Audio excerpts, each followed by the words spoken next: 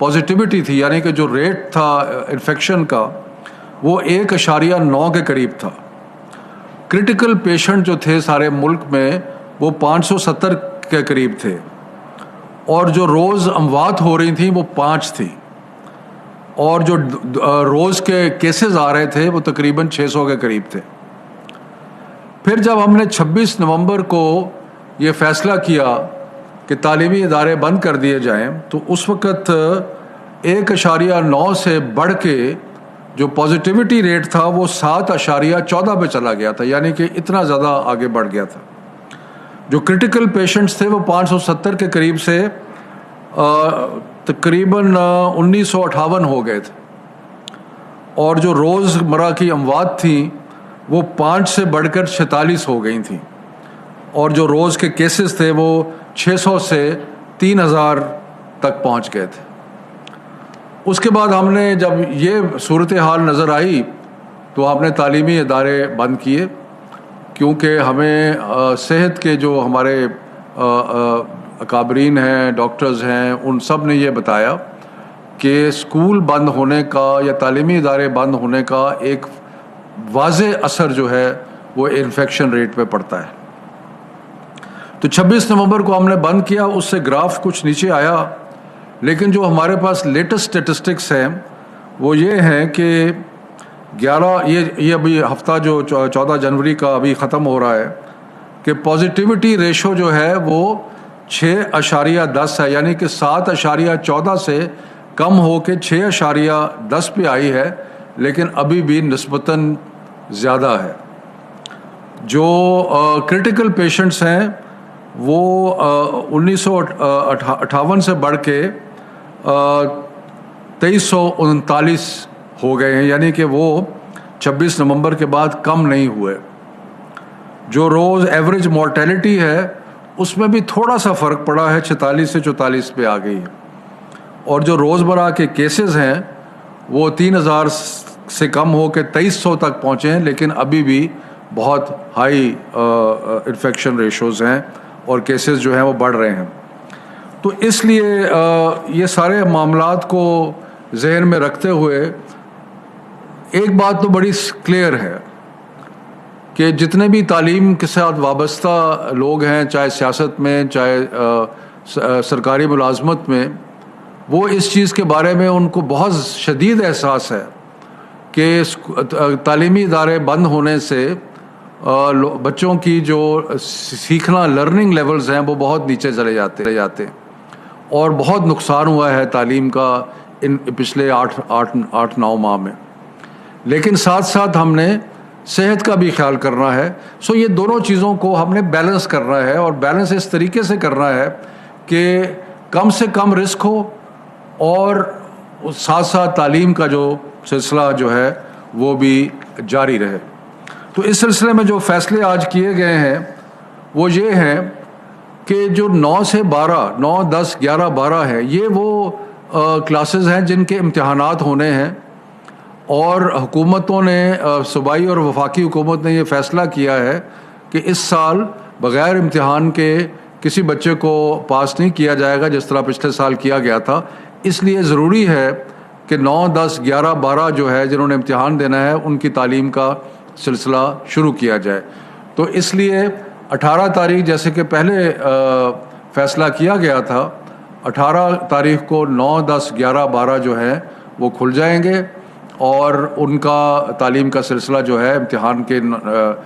निस्बत से वो शुरू हो जाएगा।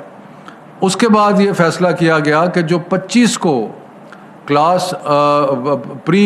यानी कि पहली से या पहली से पहले से लेके 8वीं तक जो क्लासेस खुलनी थी उसका फ़ैसला किया गया कि उसको एक हफ़्ता आगे कर दिया जाएगा। यानी कि अब प्राइमरी और सेकेंडरी और जो प्राइमरी और 6, 7, 8 है वो बजाय 25 के खुलने के वो अब हमने इरादा किया है कि वो फ़ैसला किया है कि वो 1 तारीख को खुलेंगे। उसके बाद जो हायर एजुकेशन इंस्टीट्यूशंस हैं जिसका पहले ही फ़ैसला 1 फरवरी को हुआ था वो भी 1 फरवरी को खुल जाएंगे। सो मैं दोबारा रिपीट करता हूँ کہ 9, 10, 11, 12 جس طرح پہلے فیصلہ کیا گیا تھا 18 تاریخ کو ہی کھلیں گے سارے اسکولوں میں، اور جو کلاس 1 to 8 ہے وہ اب بجائے 25 جنوری کے وہ 1 فیبرری کو کھلیں گے، اور جو ہائر ایجوکیشن انسٹیٹیوشن جن کا پہلے بھی فیصلہ ہوا تھا وہ بھی 1 فیبرری کو کھلیں گے۔ اب اس کے ساتھ ساتھ کچھ اور چیزوں کے بارے میں بھی تفصیلی بحث کے بعد فیصلہ ہوا ہے، اور وہ یہ ہے کہ جو ہمارے انفیکشن کے ریٹس ہیں وہ مختلف شہروں میں مختلف ہیں۔ بڑے بڑے جو سینٹرز ہیں پاپولیشن کے، لاہور، کراچی، پشاور، حیدرآباد، وہاں پہ زیادہ آپ کو انفیکشن نظر آتی ہے، اور کچھ اور جگہ پہ انفیکشن کم نظر آتی ہے۔ تو اگلے ہفتے 9, 10, 11, 12 تو کھل جائیں گے، لیکن اگلے ہفتے national command and operation centre میں ہم سارے ڈیٹا کا دوبارہ اسٹڈی کریں گے، اور اس چیز پہ غور کیا جائے گا کہ 1 تاریخ کو کیا وہ شہر جہاں پہ انفیکشن ریٹ بہت زیادہ ہے کیا ان کو ابھی نہ کھولا جائے۔ تو یہ چیز جو ہے، یعنی کہ ایک اسمارٹ اپروچ کہہ لیں یا ٹارگیٹڈ اپروچ کہہ لیں، اس کے بارے میں غور ہوگا کہ ابھی تو یہ فیصلہ ہے نا کہ 9, 10, 11, 12 تو سارے پاکستان میں کھل رہے ہیں، لیکن 1 تاریخ کو کیونکہ پرائمری بچوں نے آنا ہے اور سیکنڈری اور ہائر ایجوکیشن نے آنا ہے، تو اس سے پہلے یہ دیکھا جائے گا کہ شہروں کے اندر انفیکشن کتنی ہے، اور اس کا حساب کتاب لگا کے کوئی پالیسی جو ہے وہ اگلے ہفتے کی جائے گی۔ یہ ممکن ہے، ایسا فیصلہ تو نہیں ہے، لیکن ممکن ہے کہ اگر کسی شہر میں انفیکشن ریٹ بہت زیادہ ہے تو وہاں پہ تعلیمی ادارے جو ہے نہ کھولے جائیں، لیکن جو باقی جگہ یا باقی اضلاع ہے وہاں پہ کھول دیے جائیں۔ ایک تو یہ ہے۔ دوسری چیز جس کے بارے میں اگلے ہفتے ہم نے فیصلہ کرنا ہے کہ جہاں جہاں بندش ہوتی ہے وہاں پہ جو پہلے ایک فیصلہ کیا گیا تھا کہ ہفتے میں 1 دن بچے آئیں اور آ کے اپنا ہوم ورک جو ہے وہ اسکول سے لے کے چلے جائیں، تو کیا یہ سلسلہ جو ہے اس کو بھی ہم کسی طریقے سے جاری رکھ سکتے ہیں یا نہیں جاری رکھ سکتے۔ میں ایک آخری دفعہ سارے فیصلے دوبارہ دہراتا ہوں کہ 9, 10, 11, 12, 18 تاریخ کو گزشتہ فیصلے کے مطابق 18 تاریخ کو کھلیں گے، یعنی کہ سارے اسکولز یا انٹرمیڈیٹ کالجز جہاں پہ 9, 10, 11, 12 کی کلاسز ہیں وہ کھل جائیں گے۔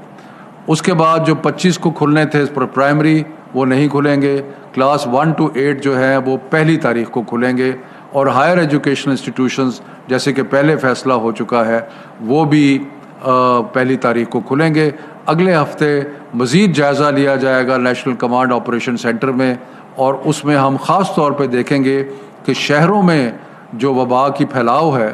اس کا تجزیہ اور اندازہ جو ہے وہ لگایا جائے گا۔ تو یہ آج کے فیصلے ہیں جو میں نے آپ کے سامنے پیش کرنے تھے۔ شکریہ۔ وزیر تعلیم شفقت محمود نیوز کانفرنس کر رہے تھے، اور انہوں نے کہا ہے کہ 18 جنوری